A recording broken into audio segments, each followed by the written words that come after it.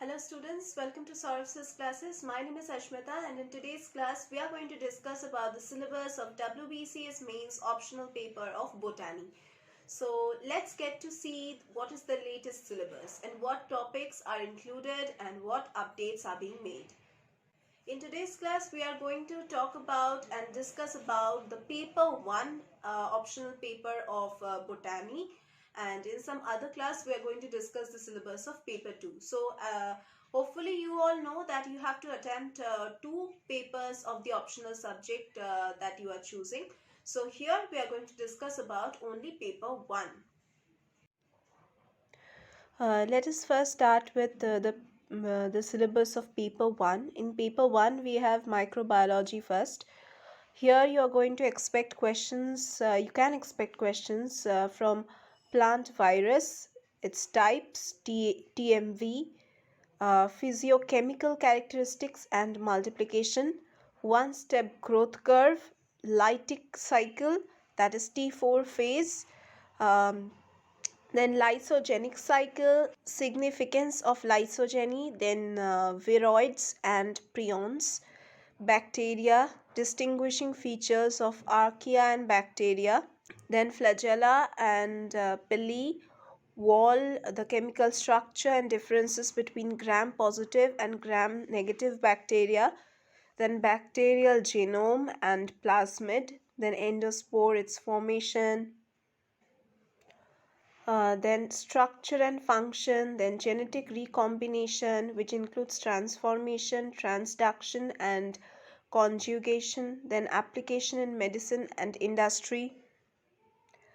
Then we have plant pathology, under which you can expect its questions based on its terms and definitions, then disease concept, then symptoms, etiology and causal complex, endemic, epidemic, pandemic, and sporadic diseases, then disease triangle, disease cycle with special reference to late blight of potato, then brown spot of rice and citrus canker, host parasite interaction, then pathotoxin, then phytoalexin, then resistance plant diseases. Then we have resistant plant diseases, then management of the plant diseases, symptoms, causal organism, then disease cycle and control measures. Then we have cryptogams, under which comes algae. Under algae, you can expect questions from general account of algae, then ultrastructure of the cell, diatom, then cell structure, cell division, oxospore formation in centrioles and pennies, then economic importance of food, then psychocolloid, then diatomite, algal biotechnology, then the potential of microalgae for SPC, beta carotene, then biofertilizer, then biodiesel, principles of mass cultivation of microalgae, algal toxins.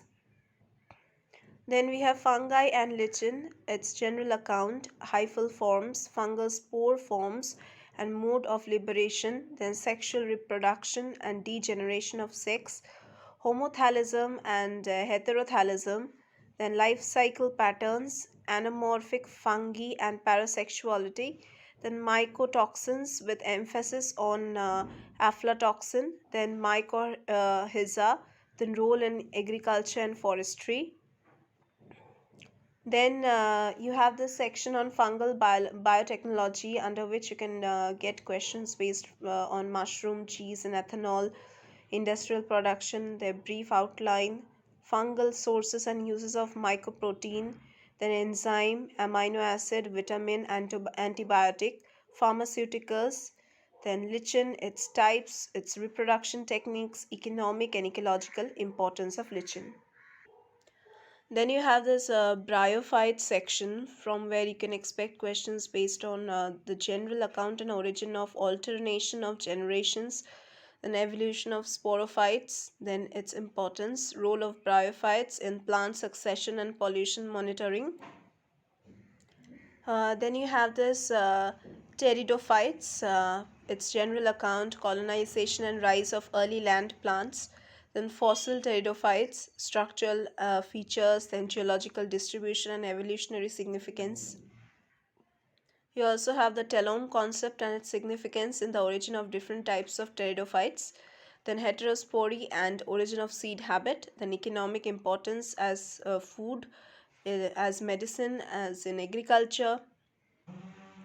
Next, you have paleobotany and palynology, under which you can get questions from plant fossil, its types, its different modes of preservation, then nomenclature and reconstruction, then the importance of fossil study, geological timescale with dominant plant groups through ages, then palynology, pollen aperture types, NPC classification, pollen wall, sporopollenin, then stratification and ornamentation, then applied palynology, palynology, then aeropalinology, then forensic palynology, melisopaleontology. Under phanerogams, you have this gymnosperms. Here you will get progymnosperms, then its phylogenetic importance, fossil gymnosperms, then structural features of cycas, penis. Then we have Lygenopteris, then Williamsonia, Oldhamia, and geological distribution of reconstructed genera. Then the economic importance of fossils with reference to wood, resins, essential oils, and drugs. Then we have this taxonomy of angiosperms in the syllabus, from where you can get questions based on the components of systematics, then nomenclature, identification, classification, taxonomy and its phases, then pioneer, consolidation, biosystematic and encyclopedic, alpha and omega taxonomy, then nomenclature, herbaria and botanical gardens, their role, important Indian herbaria and botanical gardens, then dichotomous keys, indented and bracketed, then phonetics, brief idea on phonetics, then numerical taxonomy, cladistics, monophyletic, polyphyletic and paraphyletic groups. Then we have lesiomorphy and apomorphy, then data sources in taxonomy, supportive evidence from cytochemistry, cytology, and anatomy, then diagnostic features, systematic position of economically important plants, their parts and their uses with special reference to the families of Poaceae, Orchidaceae, Brassicaceae, then Fabaceae, Solanaceae, and Malvaceae. Then you have this embryology, under which comes pre-fertilization changes, microsporogenesis and microgametogenesis, then megasporogenesis, post-fertilization changes, embryogenesis and development of endosperm, apomixis, then apospory and apogamy, then polyembryony. Next, we have the anatomy, the ultrastructure and chemical composition of the cell wall, stomata, its types, ontogeny of trachea and sieve tube, stellar types, and evolution. Secondary growth with special reference to abnormal growth in Dracaena, then Boerhaavia and Bignonia. Then mechanical tissues and the principles governing their distribution in plants, the organization of shoot apex and root apex, adaptive anatomical features of hydrophytes and xerophytes. Then we have the ecology portion where you can get questions based on habitat and niche, ecotone and edge effect, carrying capacity, community ecology, its characteristics, its diversity, ecological succession, primary and secondary, several stages, then autogenic and allogenic succession. Then we have these plant indicators, then phytoremediation, then conservation of biodiversity in situ and ex situ. The last portion of this paper 1 is plant geography.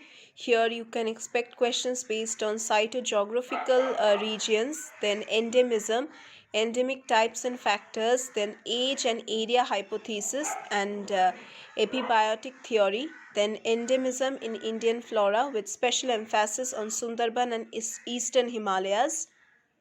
If you want to prepare well for your entrance examinations, then you need the guidance of a good mentor and a good coach. And we at Sources Classes, we provide you with live classes, recorded lectures, portal access, doubt clearing sessions, revision classes, crash course facilities, scholarship facilities, mock test facilities, and we also provide you with solved study materials, unsolved papers. We also provide you with the solutions. Then we also solve the previous year's question papers and make you practice all the sample papers. So if you want to get all these benefits, then you need to join our classes. Now, if you want to join our classes, then you can check the description box below.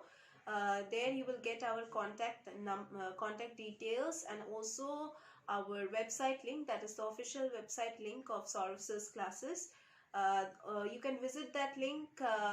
You can visit that website to check the enrollment link from where you can enroll yourselves, or you can also just have a glimpse of our classes through that website. You can also directly call us at the contact number given in the description box below. If you want to ask about anything related to any competitive examination or any entrance examination, then definitely you can give us a call, and definitely you can ask us anything regarding these competitive examinations, so that we can just help you out with your preparation. So whether it is railways examination, or it is SSC based examination, or it is any other university level entrance examination, we are here to provide you with solved study materials and guidance. So that was all about our classes, and that was all for today's class also. We are going to meet once again in our next classes.